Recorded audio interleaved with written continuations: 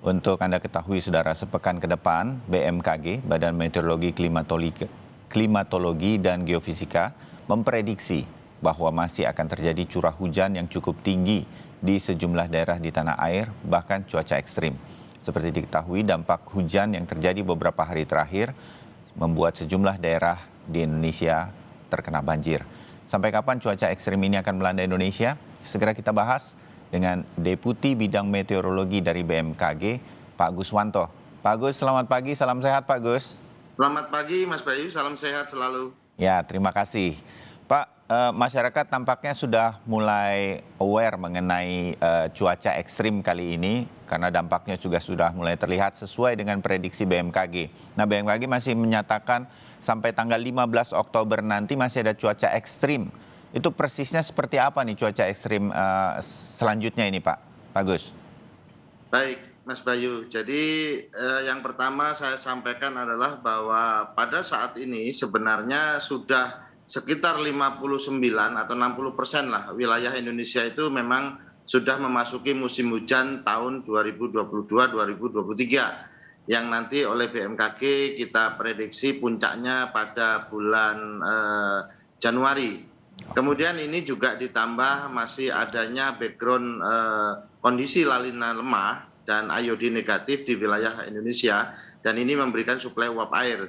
Kemudian ada beberapa wilayah juga yang kita identifikasi secara tidak merata, artinya bahwa kalau dikatakan untuk seminggu ke depan itu berganti ya.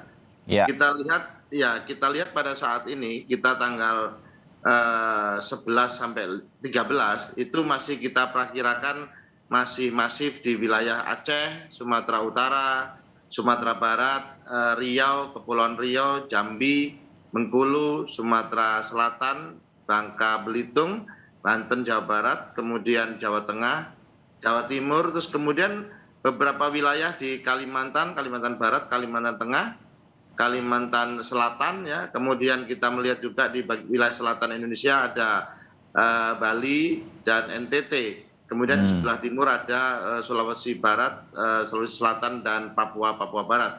Nah, namun dari semua wilayah yang saya sebutkan tadi ada beberapa wilayah yang perlu diwaspadai untuk posisi, artinya ada berdasarkan potensi hujan ekstrim berdasarkan model perakhiran probabilistik untuk tanggal 11 Oktober itu kita lihat ada di Jateng, Jatim dan Papua.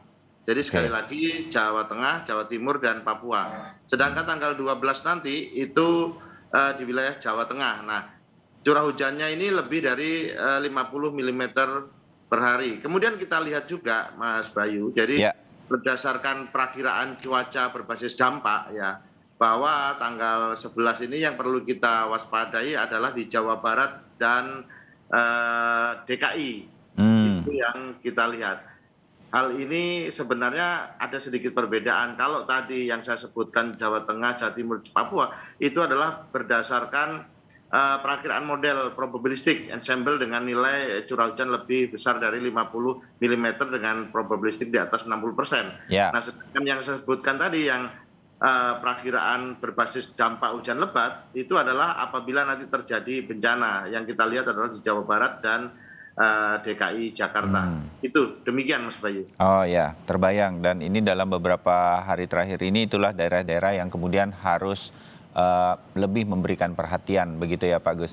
Pak Guswanto, saya meyakini BMKG sudah menyampaikan ini kepada pemerintah daerah dimanapun di seluruh Indonesia. Karena kalau melihat bahwa sepekan ke depan saja hampir seluruh Indonesia ada probabilitas mengalami cuaca yang cukup ekstrim. Nah, bagi warga sendiri, apa yang kemudian BMKG bisa sampaikan harus diperhatikan bagi warga mengenai atau dampak dan mewaspadai memitigasi cuaca ekstrim ini, Pak Guswanto? Baik, Mas Bayu. Bagi warga sendiri dan khususnya masyarakat, kami menghimbau agar tetap waspada terhadap potensi cuaca ekstrim yang menyebabkan terjadinya bencana hidrometeorologi berupa banjir, banjir bandang, tanah longsor, angin kencang, dan puting beliung. Terutama adalah masyarakat yang berada di wilayah rawan bencana hidrometeorologi, misalkan masyarakat yang tinggal di bantaran sungai, kemudian lahan-lahan yang kritis, lereng, itu perlu waspadai. Kemudian kami juga berharap masyarakat ada perubahan mindset, terutama untuk mulai peduli cuaca dan iklim ekstrim ya. Karena apa? Karena cuaca dan lingkungan itu merupakan dua hal yang kombinasi yang bisa menimbulkan bencana. Ya, Karena BMKG mengimbau masyarakat untuk mengenali lingkungan dan potensi bencana di lingkungan masing-masing. Karena mitigasi yang sesungguhnya itu Mas Bayu adalah memahami cuaca dan lingkungan tempat tinggal kita. Artinya ya, sehingga kita bisa mengurangi dampaknya. Yang terakhir adalah sistem edukasi. Ya, edukasi ini kita berharap masyarakat mulai getok tular antar keluarga, warga, kemudian RT, RW itu mulai peduli bagaimana dengan lingkungan dan bagaimana dengan berita cuaca ekstrim yang diberikan. Jadi respon cepatnya yang kami harapkan karena kami memberikan peringatan dini melalui call center kami, melalui YouTube kami, melalui sosial media. Tidak ada artinya apabila tidak ada aksi dari masyarakat. ya. Kira-kira demikian Mas Bayu. Ya, mudah-mudahan ini selalu menjadi perhatian bagi kita semua, terutama kalau BMKG sudah menyatakan, seperti Pak Guswanto menyatakannya kembali, sekarang kita sudah memasuki musim penghujan, yang belum sampai ke puncaknya saja kita sudah merasakan dampaknya. Puncaknya masih diperkirakan Januari nanti begitu. Pak Guswanto, terakhir sedikit lagi, cuaca ekstrim yang menjadi warning atau peningkatan kewaspadaan bagi masyarakat oleh BMKG sudah disampaikan ini, itu ini memang rutin terjadi karena memang kita mengetahui ada perubahan cuaca yang cukup ekstrim setiap kali berpindah musim di Indonesia dari kemarau ke musim hujan. Atau ini juga ada dampak ekstrimnya akibat adanya siklon-siklon yang mempengaruhi seperti beberapa tahun yang lalu. Pak Guswanto. Jadi begini Mas Bayu, terkait bicara tentang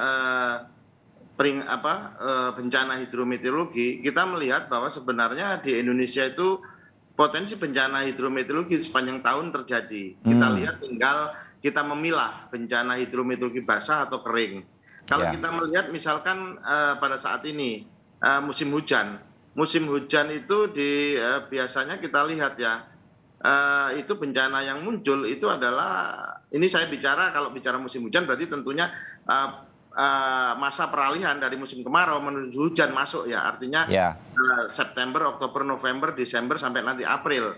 Itu yang muncul adalah biasanya banjir, longsor, gelombang tinggi, kemudian puting beliung, petir, hujan es. Nah, namun sebaliknya nanti di musim kemarau dan perubahannya dan pancarobanya itu muncul biasanya ada puting beliung, hujan es, kekeringan, kebakaran hutan dan lahan, serta gelombang tinggi. Jadi sepanjang tahun kita itu sebenarnya mengalami bencana hidrometeorologi. Hanya bencana hidrometeorologi yang mana yang perlu kita waspadai itu. Nah, di samping itu kita melihat wilayah Indonesia ini sangat luas ya, sehingga ruang dan waktu itu berfungsi mengendalikan bencana itu seperti apa. Ya, baik. Terbayang Pak Guswanto, artinya memang situasinya yang harus kita selalu perhatikan.